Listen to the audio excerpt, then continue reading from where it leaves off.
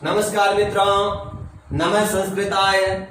मैं संजय शर्मा, संस्कृत अध्यापक। मेरे YouTube चैनल पर आप सभी का हार्दिक स्वागत करता हूं। मित्रों, आज हम पाणिनि वर्ण विचार को मैंने पिछले वीडियो में समझाने का प्रयास किया था। वर्ण विचार को भी मैंने आपको समझा दिया था। आज संस्कृत जो वर्णमाला है अर्थात वर्णमाला स्टार्ट करेंगे। संस्कृत की वर्णमाला को समझाने का प्रयास करूंगा अर्थात संज्ञा प्रकरण को। संज्ञा प्रकरण में आपके तो वैसे दो ही टॉपिक लगते हैं रीट में। एक तो लगता है उच्चारण स्थान और दूसरा लगता है प्रयत्न। इन दोनों की पूरी चर्चा करेंगे, लेकिन उनसे पहले अपन थोड़ा वर्णमाला को समझेंगे।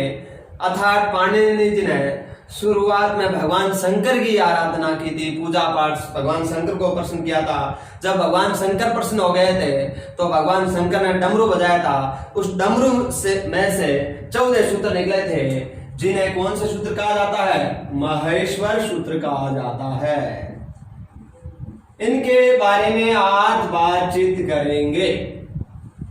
अर्थात ये महेश्वर सूत्र कितने होते हैं, अर्थात पाणिनि जी ने कौन कौन से सूत्र लिखे, शुरुआत में व्याकरण में डमरू से कौन कौन से सूत्र बजे थे, उनके बारे में आज चर्चा करेंगे।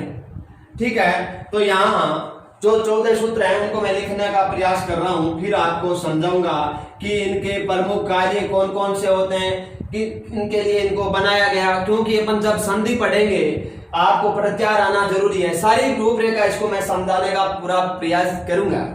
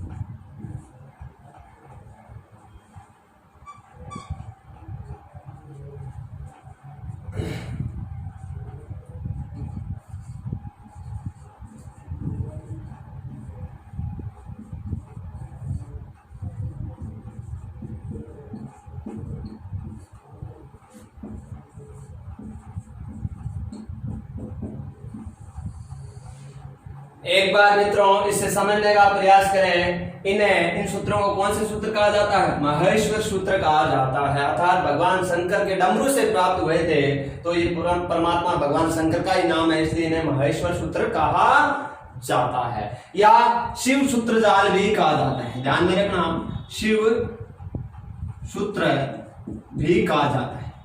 ठीक है, या इन्हें वर्ण समाम्नाय भी कहा जाता है, या इन्हें अक्षर समाम्नाय भी कहा जाता है। इन बात का विशेष ध्यान रखना। ये थी संस्कृत की वर्णमाला। अर्थात भगवान शंकर के डमरू से ये 14 सूत्र निकले थे।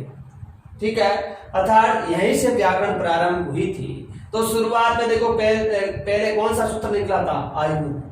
फिर निकला था रील रिक, फिर निकला था ए ओम, 4 नंबर पर निकला था ऐ औच, 5 नंबर पर है वर्ट, 6 नंबर पर लन, 7 नंबर पर यम गण नम, 8 नंबर पर झबयर, 9 नंबर पर घड़ 10 नंबर पर जब गढ़ 10, 11 नंबर खपा छठा चटता है, 12 नंबर कपाया, 13 नंबर पर सस्चर और 14 नंबर पर हल। ये महेश्वर सूत्र अर्थात कितने थे? 14। तो कभी कभार ऐसा भी प्रश्न आ जाता है महेश्वराणी सूत्राणी करते भवंती कितने होते हैं? तो चतुर्दश। कितने होते हैं? 14 होते हैं। इन्हें शिव सूत्र कहा जाता है, शिव सूत्र जाल भी कहा जाता है, अर्थात वर्ण समाम्नाय या अक्षर समाम्नाय भी कहा जाता है। ये थी वैसे तो संस्कृत की वर्णमाला। अर्थात देखो आप पहले देखो ईश्वर आ रहे हैं,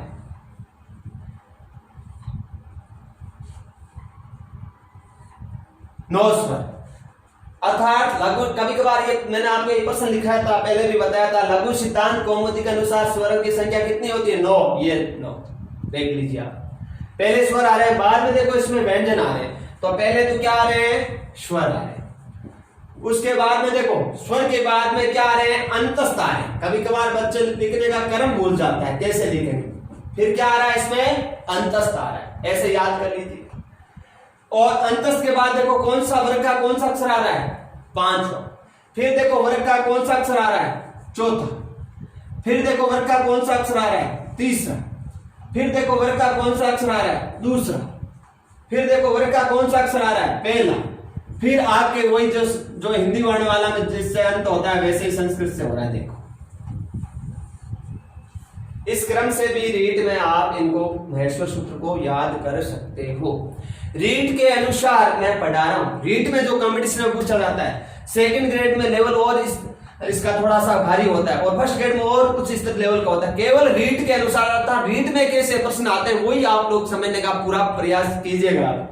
इधर देखें, इन सूत्रों का प्रमुख कार्य है, वेरी मोस्ट है, ध्यान रखना, प्रत्याहार का निर्माण करना है।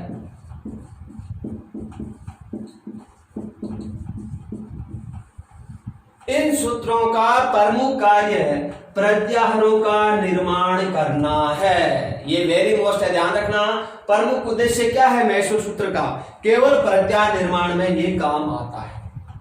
अर्थात संस्कृत में प्रत्याहारों की संख्या 42 होती है। वेरी मोस्ट प्रश्न है, ध्यान रखना। कति प्रत्याहार संति, प्रत्याहार कितने होते हैं? कितने होते हैं? 42। उसके बाद में ध्यान रखना, एक पुस्तक है सिद्धांत कौमुदी के अनुसार या पाणिनि के अनुसार प्रत्याहारों की संख्या पूछे तो कितनी होती है? 44 होती है। तो सामान्य रूप से आपके व्याकरण लग रही है तो ध्यान में रखना, प्रत्याहार कति भवन्ति, प्रत्याहार कितने होते हैं? द्वैचत्वारिंशत् प्रत्याहार सन्ति, 42 प्रत्याहार होते हैं। अब अपने को समझना है कि प्रत्याहार है क्या? व्हाट इज प्रत्याहार? किसे प्रत्याहार कहा जाता है? ये प्रत्याहार क्या होता है? इस बात को समझना है। अर्थात संस्कृत में एक सूत्र लिखा, क्या सूत्र है?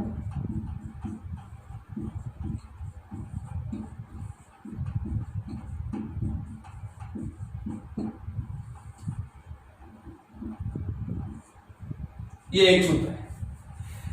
अब ये सूत्र क्या कहता है? आपसे कभी कभार ये भी पूछ दिया जाता है, प्रत्याहार संज्ञा विधायक सूत्रम वर्तते। प्रत्याहार संज्ञा विधायक सूत्र कौन सा है? तो कौन सा है? आदिरन्तेन संहिता। अब ये क्या कहता है इसको समझे। इसने प्रत्याहार के बारे में बताया है, किसे प्रत्याहार कहा जाता है। अब देखो इसकी अपन व्याख्या भी करेंगे। तो आदि प्लस अंत्येन प्लस सह प्लस इता। अर्थात ये सूत्र क्या कहता है? अर्थात प्रत्याहार क्या है? ये कह रहा है यदि किसी प्रत्याहार को आप पढ़ रहे हो, जैसे मान लो एक प्रत्याहार अपन पढ़ते हैं अण प्रत्याहार, किसी भी प्रत्याहार के देखो आप समझने का प्रयास कीजिएगा। यहाँ पे प्रत्याहार कैसे बनाते हैं? अर्थात आपको जैसे अण प्रत्याहार पढ़ना है। संस्कृत में प्रत्याहार तो 42 होते हैं, लेकिन वेरी मोस्ट बात ये समझने की प्रत्याहार बनता कैसे है। अर्थात पहले क्या लिखा? आदि। अर्थात जो प्रारंभ का जो वर्ण है वो आपको ढूंढना। देखो ये प्रारंभ का वर्ण यहां पे मिल गया और अंतिम तक चलना है आपको। अंतिम कहां आ गया? ये नहीं आ गया अंतिम में यहां पे। अब इसमें कितने वर्ण है तो ध्यान में रखना, प्रारंभ से लेकर अंतिम तक चलना है। तो जितने वर्ण जुड़ेंगे वो उस प्रत्याहार के अंतर्गत आएंगे। जैसे यहां अण में देखो ये तीन वर्ण क्या कहलाएंगे? अण प्रत्यय। यहां से शुरू करो ऐसे, ई उ और अण आ गया तो आयुण। तो यानी अंतिम वर्ण को नहीं करना, ये तीन वर्ण कौन से प्रत्यार के अंतर्गत आएंगे? अण प्रत्यार के अंतर्गत आते हैं। अब कॉम्पिटिशन आ गया, अण प्रत्यार कति वर्ण संति। अच्छा, अण प्रत्यार में कितने वर्ण होते हैं? तो कितने वर्ण होते हैं? तीन। इसी प्रकार बच्चों अपन दीर्घ संधि में एक सूत्र पढ़ेंगे, उसमें लिखा है कौन सा प्रत्यार? अक। अब कुछ नहीं करना, यहां से प्रारंभ करना। ये कहां पे है? एक नंबर पे। और कहां तक चलेंगे? कै तक चलेंगे। अंतिम वर्ण को नहीं गिनना, ध्यान में रखना। तो गिनो आप, देखो चलो, 1 2 3 री री 3 और 2 5 और कै आ गए, यहाँ पे रुक जाना है। अंतिम वर्ण को नहीं गिनना है, अर्थात या तो स्वर को गिनना है या स्वर से युक्त वर्ण को गिनना है, अंतिम वर्ण को नहीं गिनना। जैसे बच्चों अपन पढ़ेंगे इक को यण होता है, आगे संधि। अब देखो इक, अब अपने प्रारंभ कहां से करेंगे? पहले शुरुआत में कौन सा वर्ण है? ई। तो ये कहां पे है? देखो 2 नंबर पे आ गया। और कहां तक चलेंगे? कै तक चलेंगे। तो देखो ई उ, ये भी अंत में ही मिलेगा, ये समझने का पूरा प्रयास कीजिएगा। देखो ई उ री और ली के आ गया। तो कितने प्रत्यार में कितने वर्ण हो गए? 4। अब देखो अपन वहां पढ़ते हैं इक को यण होता है। इक को क्या होता है? यण। अब अपने को कौन सा प्रत्यार पढ़ना है बच्चों? यण प्रत्यार। तो कहां से प्रारंभ करेंगे? ये को ढूंढो पहले, कहां पे मिलता है? देखो ये। अब देखो ये में क्या आएगा? और कहां तक चलेंगे? ण तक चलेंगे। तो देखो य व र और ल। तो यण प्रत्यार में कितने वर्ण हो गए? 4। हालांकि देखो पाणिनि के अनुसार नागेश भट्ट ने अलग अलग प्रत्यारों को गिना है, वो विवरण अपने यहाँ नहीं पढ़ेंगे इस क्लास में, क्योंकि ये क्लास केवल रीड के लिए, वो केवल मैं सेकंड ग्रेड फर्स्ट ग्रेड में अलग स्तर को पढ़ाऊंगा आपको, ठीक है। ये केवल रीड के लिए क्लास है, थोड़ा सा समझने का प्रयास कीजिएगा। आगे बढ़ते जैसे प्रत्यार में मैंने आपको बताया था कि संस्कृत में महेश्वरी सूत्र के अनुसार स्वरों की संख्या कितनी है? तो साफ लिखा है अचे स्वरा। जो अच प्रत्यार है वो ही स्वर कहलाते हैं। तो यहां से देखो, आप यहां से शुरुआत करें, इस वर्ण को ढूंढो, आप कहां पे है? देखो एक नंबर सूत्र में आ रहा है। और कहां तक चलेंगे? ये अंत में आएगा। देखो अंत में आ रहा है क्या? ये देखो यहां पे। आप देखो अपन वर्ण गिनेंगे तो अ ई उ री री ए ओम ऐ औ। ये देखो अंतिम को नहीं गिनना, तो कितने वर्ण हो गए? 9। अर्थात आपसे ये भी कुछ प्रश्न पूछा जा सकता है, अच प्रत्यार कति वर्णा संति। अच प्रत्यार में कितने वर्ण होते हैं? कितने वर्ण होते हैं बच्चों?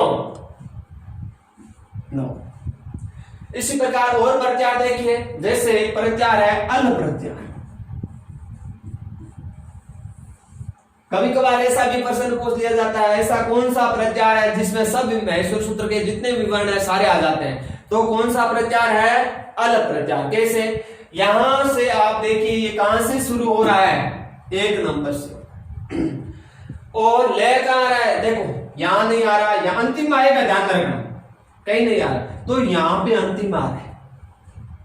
तो अब अल में क्या शुरुआत यहां से करेंगे, ले तक चलेंगे, जितने भी ये सभी वर्ण गिने जाएंगे, लेकिन अंतिम वर्ण को नहीं गिनना है। ये जो अंतिम है ना, ट न म य ध स, ये स व, ये नहीं गिने, अंतिम वर्ण को नहीं गिनना। ये है प्रत्यार।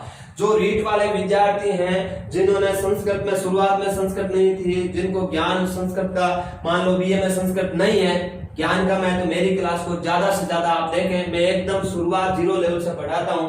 मैं पहली बार इस ऑनलाइन प्लेटफॉर्म पर आया हूं, क्योंकि ये मेरे लिए नई शुरुआत है। धीरे धीरे मैं अच्छा प्रदर्शन करने का पूरा प्रयास करूंगा। आपके कोई टॉपिक इससे संबंधित नहीं समझ में आ रहा है तो आप मेरे को निसंकोच कमेंट करें और मेरे चैनल को ज्यादा से ज्यादा लाइक करें एंड ज्यादा से ज्यादा इसको शेयर करें और सब्सक्राइब करें। साधुवाद।